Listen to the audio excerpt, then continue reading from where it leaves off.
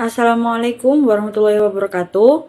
Di sini kami dari kelompok 4 akan menjelaskan hasil diskusi kami terkait elemen dan struktur teori akuntansi. Nah, sebelum lanjut ke pembahasan, di sini ada pun anggota dari kelompok kami, yaitu saya sendiri, Nur Yuliana Fauzia dengan NIM akhir 148, lalu Irhas Wasludiva dengan NIM akhir 156, lalu Alfian Khairul Mustafa dengan NIM akhir 159, lalu Beriana Cahaya Ramadhani dengan NIM akhir 171, dan Dina Ayu Kusumawardini dengan NIM akhir 187. Baik, untuk pembahasan kita yang pertama yaitu mengenai pengertian dari teori akuntansi. Nah, secara umum teori akuntansi diartikan sebagai kerangka konseptual yang menjadi landasan dalam menjalankan praktik akuntansi. Nah, ini membantu dalam memahami alasan dibalik setiap langkah keuangan yang dilakukan oleh individu maupun organisasi.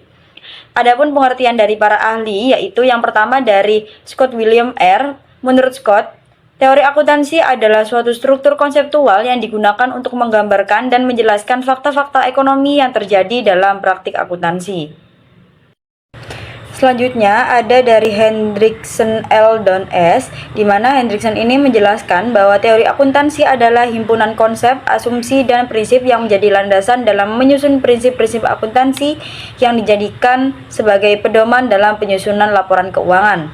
Lalu ada dari Sumarso SR, di mana menurut Sumarso, teori akuntansi adalah seperangkat konsep, asumsi, dan prinsip yang menjadi landasan dalam proses pengukuran, pelaporan, dan interpretasi data keuangan.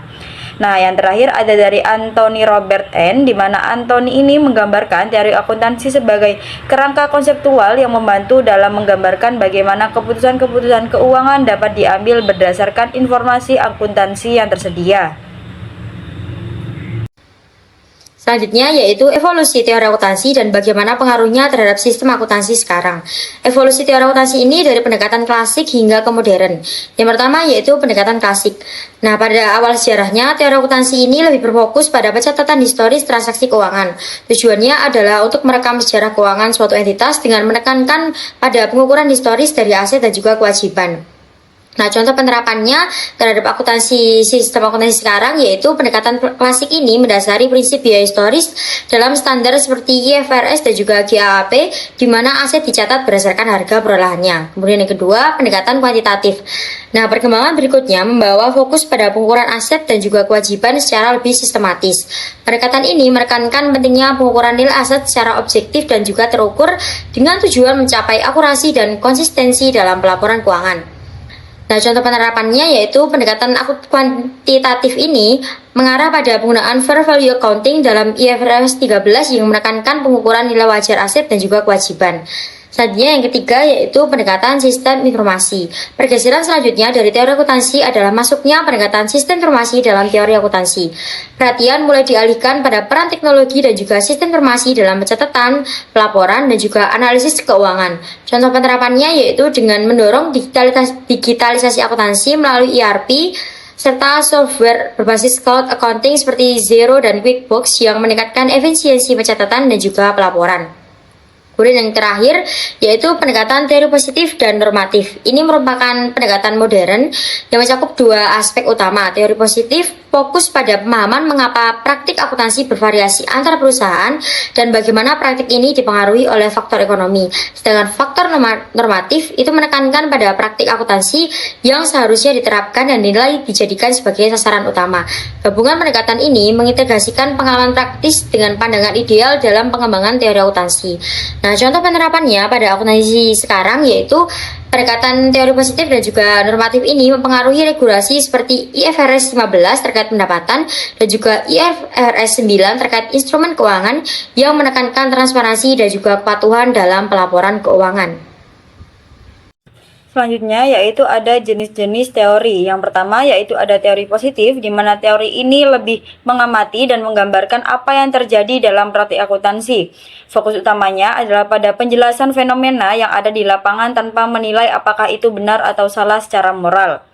Selanjutnya ada normatif, yaitu berbeda dengan teori positif, teori normatif lebih menekankan pada apa yang seharusnya terjadi dalam praktik akuntansi. Tujuannya adalah memberikan panduan atau pedoman etis dalam penyusunan laporan keuangan.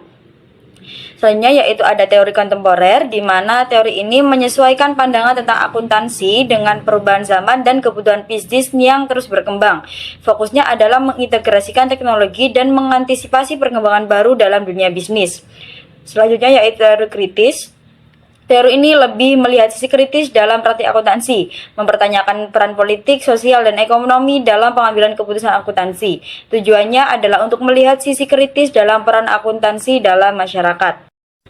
Selanjutnya ada teori akuntansi konstruktif, di mana teori akuntansi konstruktif ini menitik beratkan pada konstruksi dan pembentukan pengetahuan akuntansi. Fokus utamanya adalah pada proses pembentukan ide dan pandangan baru dalam ilmu akuntansi. Nah, lalu ada teori semantik, di mana teori ini menekankan pada arti dan makna dari istilah-istilah akuntansi serta cara penggunaannya dalam konteks laporan keuangan. Fokusnya adalah pada interpretasi dan pemahaman yang benar terhadap konsep-konsep akuntansi. Yang terakhir ada teori pragmatik, di mana teori ini menyoroti aspek praktis dan penggunaan nyata dari prinsip-prinsip akuntansi. Lebih menekankan pada relevansi dan kegunaan prinsip-prinsip tersebut dalam pengambilan keputusan bisnis. Baik, selanjutnya di sini saya akan menjelaskan tujuan dari teori akuntansi. Teori akuntansi ini memiliki sejumlah tujuan yang menjadi landasan dalam pengembangan dan juga prinsip-prinsipnya. Tujuan dari teori akuntansi ini ada 5. Yang pertama yaitu memberikan kerangka kerja untuk evaluasi keuangan. Ini merupakan tujuan utama dari adanya teori akuntansi. Teori akuntansi akan memberikan kerangka kerja yang jelas untuk mengevaluasi keuangan suatu entitas. Hal ini membantu dalam mengukur kesehatan keuangan dan juga kinerja perusahaan serta mendukung pengambilan keputusan yang berbasis pada informasi akuntansi yang relevan. Kemudian yang kedua, teori akuntansi membantu pengambilan keputusan yang tepat. Teori akuntansi berperan dalam menyediakan informasi keuangan yang akurat dan relevan untuk membantu dalam pengambilan keputusan yang tepat. Dengan informasi yang andal ini, para pemangku kepentingan dapat menentukan strategi bisnis, pengelolaan, dan juga investasi secara lebih efektif. Kemudian tujuan yang ketiga, yaitu memfasilitasi pelaporan keuangan yang transparan. Dengan adanya penerapan teori akuntansi, ini akan memastikan bahwa informasi keuangan yang disajikan dapat dipercaya oleh para pengguna laporan keuangan seperti investor, kreditor, dan juga pemangku kepentingan lainnya. Kemudian tujuan yang keempat, yaitu menciptakan konsistensi dan juga standar teori akuntansi untuk menciptakan konsistensi dalam pengukuran, pelaporan, dan juga interpretasi informasi keuangan. Nah, standarisasi ini akan membantu dalam membandingkan kinerja entitas dengan entitas lainnya, serta membantu memahami performa keuangan secara lebih objektif.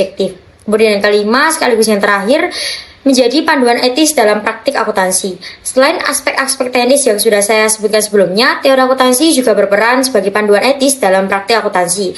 Tujuannya adalah untuk memastikan bahwa proses pencatatan, pelaporan, dan juga pengambilan keputusan keuangan dilakukan dengan standar etika yang tinggi. Baik, terima kasih atas waktunya. Di sini saya akan menjelaskan terkait pemikiran mengenai konsep. Nah, di sini tuh yang pertama itu hakikat dan pentingnya konsep. Jadi, konsep itu merupakan elemen mendasar yang sangat penting, baik dalam akuntansi maupun ilmu lainnya. Pengetahuan ilmiah sepenuhnya bersifat konseptual, terdiri dari sistem konsep yang saling berhubungan dalam berbagai cara. Konsep adalah komponen utama dalam teori, dan penyusunan teori yang baik bergantung pada pembentukan konsep yang jelas dan terstruktur. Nah, di sebelah kanan PPT ini terdapat jenis-jenis konsep yang meliputi yang pertama itu ada konsep observasional. Nah, ini adalah konsep yang memiliki karakteristik objek tertentu yang dapat diamati secara langsung. Sifat atau hubungan dalam konsep ini dapat dipastikan keberadaannya secara intersubjektif melalui observasi langsung dalam kondisi yang sesuai. Yang kedua itu ada konsep teoritis, yaitu konsep yang berperan khusus dalam suatu teori tertentu. Yang ketiga itu ada konsep disposisi, yaitu konsep yang mengacu pada kecenderungan suatu objek atau sistem untuk menunjukkan reaksi tertentu berdasarkan kondisi yang telah ditetapkan. Baik, mungkin itu saja, next slide. Baik, untuk yang selanjutnya itu ada validitas konsep. Nah, di sini meskipun sebagian besar konsep keuangan dalam akuntansi ini memiliki definisi yang cukup jelas, hanya sedikit yang telah divalidasi. Validasi konsep sangat penting untuk memastikan konsep tersebut bermanfaat dan dapat dimasukkan ke dalam teori tertentu. Terdapat dua pendekatan utama dalam validasi konsep, yaitu operasionisme dan pengembangan pengukuran validitas konsep. Nah, di sini itu ada jenis-jenis validitas konsep dalam penelitian. yang meliputi yang pertama itu validitas observasional, yaitu mengukur sejauh mana suatu konsep dapat disederhanakan melalui observasi langsung. Yang kedua itu ada validitas isi, yaitu menilai sejauh mana operasionalisasi suatu konsep mencerminkan makna yang ingin digeneralisasikan. Yang ketiga ini validitas yang berhubungan dengan kriteria. Ini ada dua. Yang pertama itu ada validitas prediktif, yaitu validitas yang mengukur sejauh mana suatu konsep dapat memprediksi kriteria di masa depan. Yang kedua itu ada validitas konkuren atau bersamaan, yaitu validitas yang mengukur hubungan antara konsep prediktor dan kriteria pada waktu yang sama. Untuk selanjutnya itu ada validitas gagasan. Nah, validitas gagasan ini ada tiga. Yang pertama itu validitas konvergen, yaitu sejauh mana dua metode berbeda yang digunakan untuk mengukur konsep yang sama ini menghasilkan hasil yang serupa. Nah, biasanya ini ditunjukkan dengan korelasi antara kedua metode tersebut. Yang kedua itu validitas diskriminan, yaitu sejauh mana suatu konsep dapat dibedakan dari konsep lainnya. Terus yang ketiga itu ada validitas nomologis, yaitu sejauh mana suatu konsep dapat digunakan untuk memprediksi hasil yang diharapkan dan dikonfirmasi melalui pengukuran. Terus untuk yang selanjutnya itu ada validitas sistemik, yaitu mengukur sejauh mana suatu konsep dapat diintegrasikan dengan konsep-konsep lain yang sebelumnya tidak berhubungan atau membentuk sistem konseptual baru. Yang keenam ini ada validitas semantik, menilai sejauh mana suatu konsep memiliki makna yang seragam dalam penggunaannya. Yang ketujuh itu ada validitas pengendalian. Nah, di sini tuh untuk mengukur sejauh mana suatu konsep dapat dimanipulasi dan mempengaruhi variabel lain yang berkaitan. Mungkin itu saja yang dapat saya jelaskan. Selanjutnya akan dijelaskan oleh rekan saya. Terima kasih. Selanjutnya saya akan menjelaskan mengenai menangani hipotesis. Menangani hipotesis dalam teori akuntansi berarti menguji, membuktikan, dan mengembangkan hipotesis untuk memastikan apakah teori akuntansi dapat dianggap sebagai ilmu yang valid. Dalam teori akuntansi, hipotesis berfungsi sebagai jembatan antara dalil dan fakta empiris. Proses pengenangannya mencakup yang pertama, menguji hipotesis, dan yang kedua, konfirmasi hipotesis. Untuk yang pertama, menguji hipotesis. Suatu hipotesis adalah dalil mengenai suatu hubungan yang kebenaran atau kesalahannya masih baru ditentukan oleh suatu ujian empiris. Dalil bisa menjadi hipotesis jika didasarkan pada fakta-fakta yang belum sepenuhnya terbukti dan masih bisa diperbarui seiring dengan penemuan atau perkembangan pengetahuan baru. Hipotesis harus bisa diuji secara empiris dan cara pengujiannya bergantung pada jenis dalilnya. Yang pertama, ada dalil analitis, yang artinya kebenarannya ditentukan secara logis tanpa perlu bukti empiris. Yang kedua, ada dalil sintesis, yang berarti bisa diuji secara empiris karena berkaitan dengan fakta di dunia nyata. Kebenaran hipotesis diuji dengan mengambil sampel dari konsekuensi logisnya dan melihat apakah sesuai dengan realitas. Yang kedua, konfirmasi hipotesis. Konfirmasi hipotesis dalam akuntansi berkaitan dengan apakah akuntansi dapat dianggap sebagai ilmu. Menurut Robert Basel, suatu bidang dianggap ilmu jika memiliki sistematika, teori utama, prinsip dasar, dan dapat digunakan untuk memprediksi serta mengendalikan peristiwa di masa depan. Akuntansi memenuhi kriteria ini karena memiliki objek yang jelas, aturan yang konsisten, serta prinsip dan teori yang dapat diuji. Oleh karena itu, akuntansi dapat dikategorikan sebagai ilmu.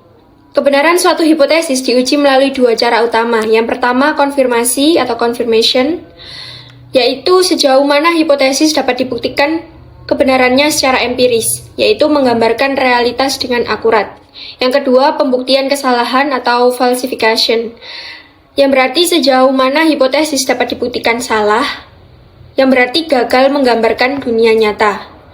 Adapun beberapa sifat hipotesis, yang pertama dapat dikonfirmasi sepenuhnya, yang berasal dari pernyataan tentang eksistensi suatu fenomena. Yang kedua, dapat dibantah sepenuhnya, yang berarti berasal dari hukum atau generalisasi universal. Baik, selanjutnya kita akan membahas terkait konteks penemuan dalam teori akuntansi. Jadi, untuk konteks penemuan sendiri dalam teori akuntansi itu berkaitan dengan beberapa teori, bagaimana teori itu baru ditemukan, diuji, dan diterapkan dalam praktik pengembangan teori akuntansi. Yang mana konteks penemuan ini pasti dipengaruhi oleh beberapa faktor. Nah, faktor-faktor yang mempengaruhi perkembangan teori akuntansi itu ada beberapa hal. Di antaranya yang pertama yakni perubahan lingkungan bisnis di mana globalisasi dan teknologi itu dapat mengubah cara perusahaan dalam melaporkan informasi keuangan yang mereka miliki. Yang kedua yakni regulasi dan standar akuntansi. Tentunya ketika adanya regulasi atau perubahan standar akuntansi seperti standar IFRS dan GAAP yang terus mengalami pembaruan dan perkembangan untuk menyesuaikan hal tersebut, otomatis setiap perusahaan akan beradaptasi dan eh, bisa saja menimbulkan teori-teori baru tentang akuntansi seperti itu. Untuk yang ketiga yakni perkembangan teknologi. Nah, AI dan big data ini semakin digunakan dalam analisis akuntansi untuk meningkatkan transparansi laporan keuangan dan kevalidan laporan keuangan. Maka dari itu, seringkali beberapa perusahaan itu menyesuaikan dan beradaptasi dengan adanya perkembangan teknologi dan memanfaatkan teknologi yang ada untuk mempermudah kinerja dari perusahaan dalam penyusunan laporan keuangan seperti itu. Baik, jadi itu tadi presentasi dari kelompok kami. Kami mohon maaf apabila terdapat kesalahan penyebutan atau kesalahan kata. Terima kasih. Wassalamualaikum warahmatullahi wabarakatuh.